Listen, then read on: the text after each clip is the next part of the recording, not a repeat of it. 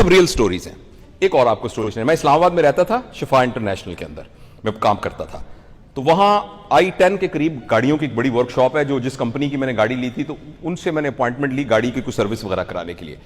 میں جب وہاں پہنچا تو جب میں مڑنے لگا تو خیر اینی ویز وہاں سے میں لیٹ ہو گیا. جب میں واپس آیا تو گرمیوں کا موسم تھا, تو وہاں ایک لڑکا سوٹ پہن کے کھڑا تھا.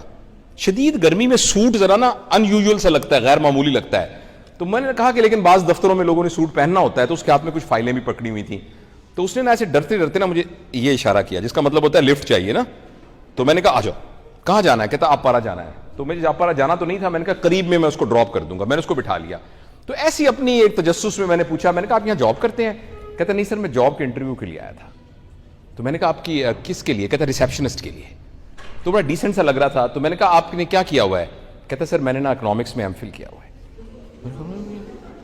میں نے ابھی حیران ہی ہو رہا تھا, کہنے لگا سر میں نے کمپیوٹر کا ڈپلوما بھی کیا ہوا ہے. تو میں نے کہا بیٹا یہاں کتنی تنخواہ مل جائے؟ یہ 1998 کی بات ہے. تو کہنے لگا سر 3,000 روپے تو تنخواہ ہوگی. تو میں نے کہا بیٹا اس زمانے میں 3,000 کافی ہوتے تھے. تو میں نے کہا 3,000 صرف؟ تو تمہارے لیے تو بہت کم ہے. کہتا لیکن کیا کروں سر, میرے والد صاحب چپڑاسی تھے ایک دفتر میں, میری 2 بہنیں ہیں, ایک چھوٹا بھائی بھی ہے, کم از کم گھر کا کوئی روزگار تو ہوگا, کچھ تو ہوگا. اچھا اب میں ایک دم میرے اندر ایک مسلح, ایک لیڈر ہوتا ہے نا, بعض اوقات ہم لوگوں کے حالات کو سمجھ نہیں ہوتے, اپنے اندر ایک ہمارے ایک آ جاتی ہے خیال. تو ایسے میں سوچ رہا تھا کہ میں اس لڑکے کو کیا کہوں. تو اچانک مجھے بھی بھوک لگ رہی, تو ایک پٹھان چھلی بیچ رہا تھا. اب بور تو نہیں ہو رہے میری باتوں سے؟ تو میں نے اس کو روکا اور میں نے کہا کہ خان صاحب یہ چھلی کتنے کی ہے؟ کہتا ہے یہ ایک چھلی 10 روپے کا ہے. تو میں نے کہا 2 چھلی دو. وہ کہتا سر نہیں پلیز رہنے دیں. میں کہا نہیں کوئی بات نہیں یار. تو اس نے مجھے چھلی دے دی. اچھا اب وہ چھلی دیتے دیتے میں نے کہا خان صاحب سچ سچ بتانا اس چھلی میں کتنے پیسے بچتے ہیں؟ کہتا ہے اس کا 2 روپے خرچ ہوتا ہے, 8 روپے بچتا ہے. میں نے کہا کتنی چھلی بیچتا ہے؟ کہتا ہے ہم اللہ رسول کا آدمی ہیں, ہم اللہ رسول کا آدمی ہیں, ہم زور کی نماز کے بعد کام نہیں کرتا ہے, ہم پھر مسجد میں عصر کا مغرب عشاء اللہ والا اللہ رسول کا آدمی ہے. ہم اسکول کی بچوں کی چھٹی ہوتی ہے نا, چھلی بیچ کے ہم گھر چلا جاتا ہے. تو میں نے کہا کتنی چھلی بیچ لیتے ہو؟ کہتا ہے کبھی 300 بیچ لیتا ہے, کبھی 400 بیچ لیتا ہے. تو میں اب وہ لڑکے کی آنکھیں ایک دم چپکنی شروع ہوئی. میں کہتا تمہارے پاس کیلکولیٹر ہے؟ کہتا نہیں سر میں نے حساب کر لیا ہے. میں نے کہا 300 کو 8 سے ضرب دیا ہے, میں کتنے بنے؟ میں کہا 2400 روپے بچتے ہیں. اب 3,000 روپے تنخواہ. میں کہا ہو سکتا ہے یہ ایگزیجریٹ کر رہا ہوں, تو 300 کو چھوڑو یہ 150 ہی بیچتا ہوگا, ایگزیجریٹ کر رہا ہوگا. تو تب بھی 1200 روپیہ پر ڈے یہ کما رہا ہے پٹھان, جو کہ اللہ رسول والا آدمی ہے, جو ریڈی کی چھلی کھینچ رہا ہے. تو میں اب چلنا, اب وہ نا بیچارہ پریشان, تو کبھی ایسے پسینہ پہنچے.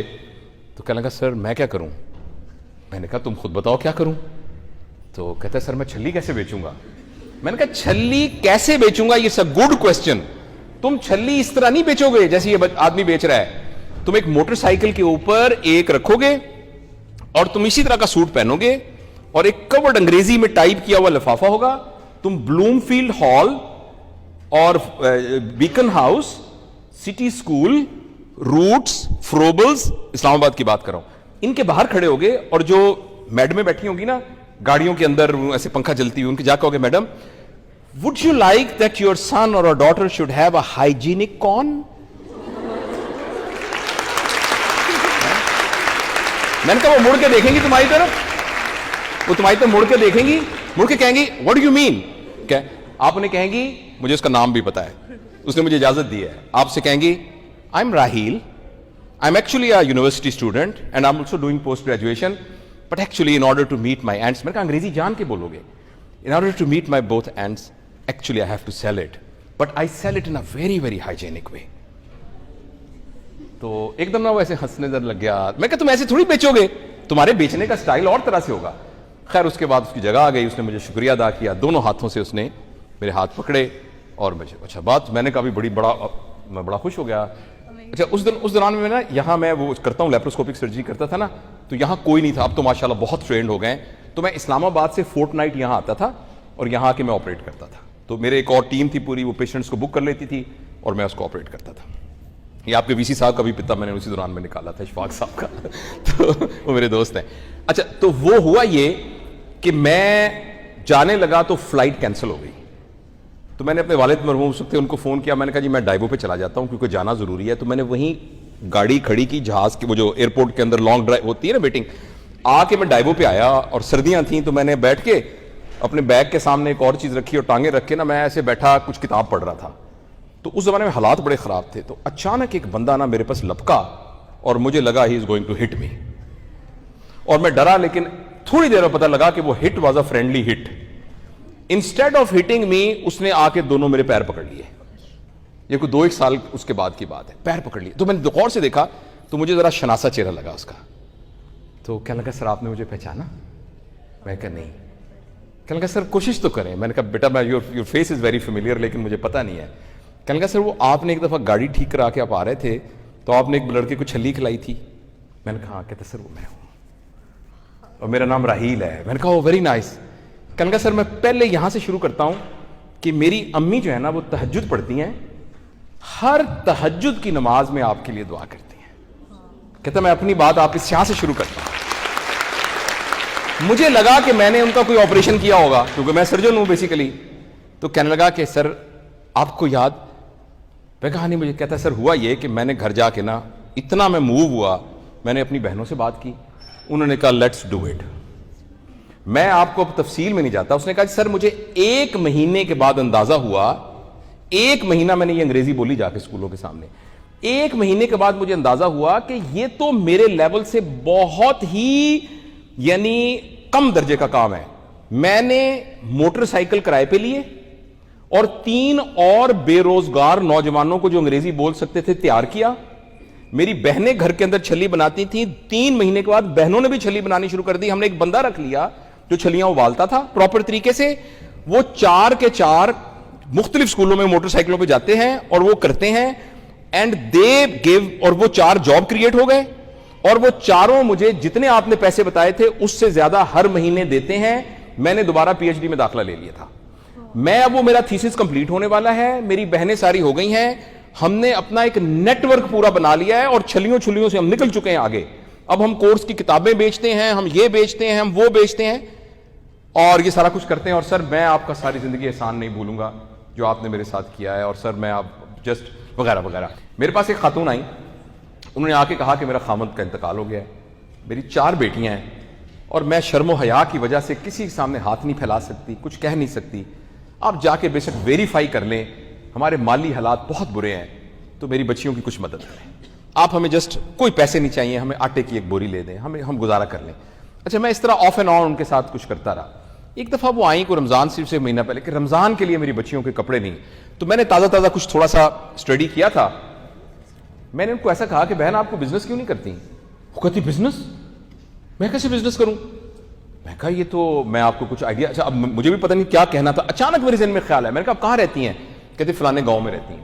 میں نے کہا گھر آپ کا اپنا ہے؟ کہا جی گھر اللہ کا شکر ہے ہمارا اپنا ہے. میں نے کہا اس کی کوئی بیٹھک ہے؟ کہتے ہاں ایک بیٹھک ہے. میں کہا ایسا کریں کہ رمضان شریف میں آپ کو کچھ بندوبست کر دیتا ہوں, آپ رمضان میں عصر اور مغرب کے درمیان میں پکوڑے بیچنا شروع کر دیں. آپ کے گاؤں میں کوئی ایسا ہوٹل ووٹل ہے جہاں پکوڑے بکتے ہیں؟ انہوں نے کہا نہیں ایسا تو کوئی نہیں ہے. تو ایک نیڈ تھی وہاں. آپ یقین کریں میں نے ان کو 10,000 روپے دیے اور میرے وہ ہسپتال کے لڑکے نے جا کے ان کو پتیلا اور وہ سب چیزیں لے کے دی. ان کا میرے ساتھ تو کوئی نہیں جو لے کے دے, تو لے کے دی.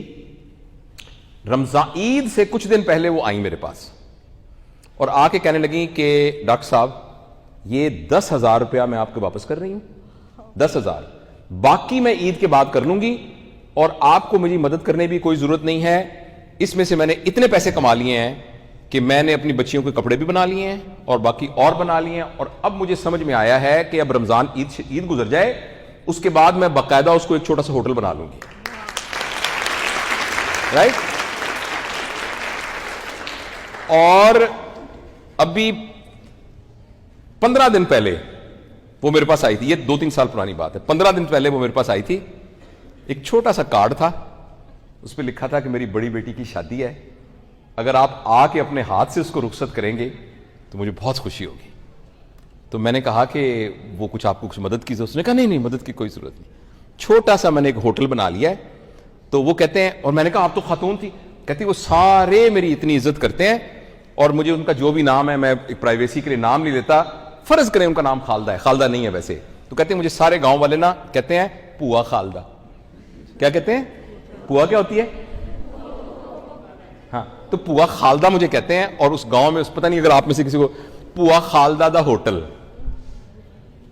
تو میں تو اللہ کا بڑا شکر ہے کہ میں اس کو, دیکھو بیٹا وہ شی از ٹوٹلی الٹریٹ وومن, لیکن ایک آئیڈیا کو کلک کیا ہے, صاحب لگا ہے. ایک سٹوری یہ میں نے آپ کو سنانی ہے, ایک اور بیٹا یہ دوسری سچی کہانی. ایک اور سچی کہانی سنا کے پھر میں جسٹ آئی ہینڈ ٹو جو ٹیکنیکل باتیں آپ کو وسوا بتائیں گی. یہ سچی کہانی جو ہے اس کو یہ بہاولپور کی کہانی ہے. ایک دفعہ میرے کمرے میں ایک صاحب آئے, تو جب وہ آئے تو مجھے نظر نہیں آئے. آپ کے خیال میں کیوں نظر نہیں آئے ہوں گے؟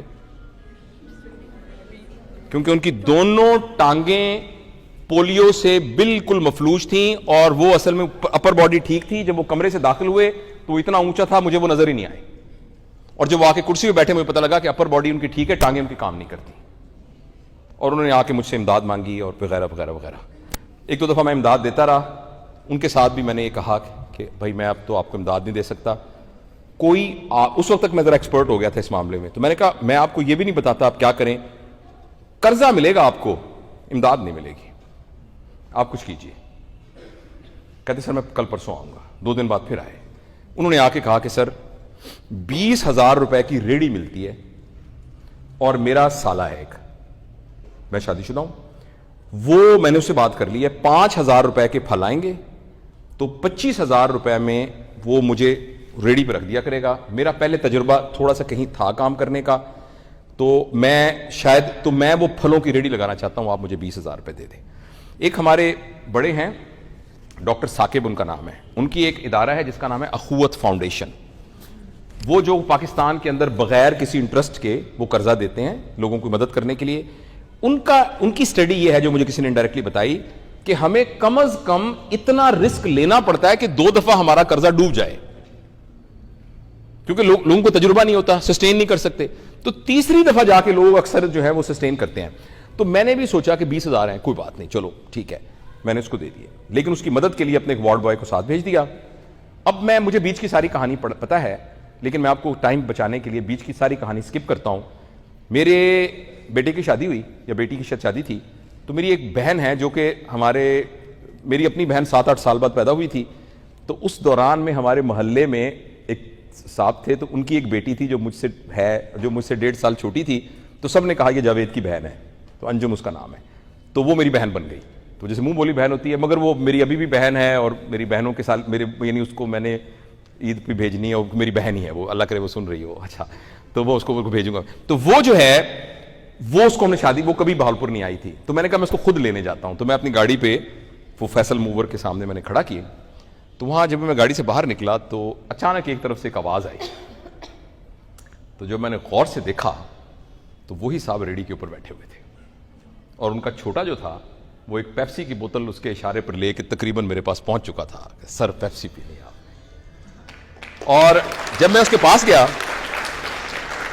بیچ کی کہانی میں یہ میں مس کر گیا کہ اس واقعے پہلے میرے ملاقات اور اس کے درمیان میں جو 20,000 دیے تھے وہ مجھے انہوں نے واپس کر دیے, وہ واپس کر دیے تھے سارے. انہوں نے یہ کیا کہ وہ جو سالہ جو بھرتا تھا اسے کہا کچھ عرصے کے بعد کہ تم کیوں نہیں کام کرتے, تو ایک ریڑھی سالے کو بھی کرائے پہ لے دی, اور ایک اور بندے کو بھی کرائے پہ لے دی. ایک ان کی ہارڈ ارنڈ منی ہے جو وہ خود کماتے ہیں, اور 2 ان کی سمارٹ منیز ہیں جو ان کے بہاف پہ کوئی اور کماتا ہے.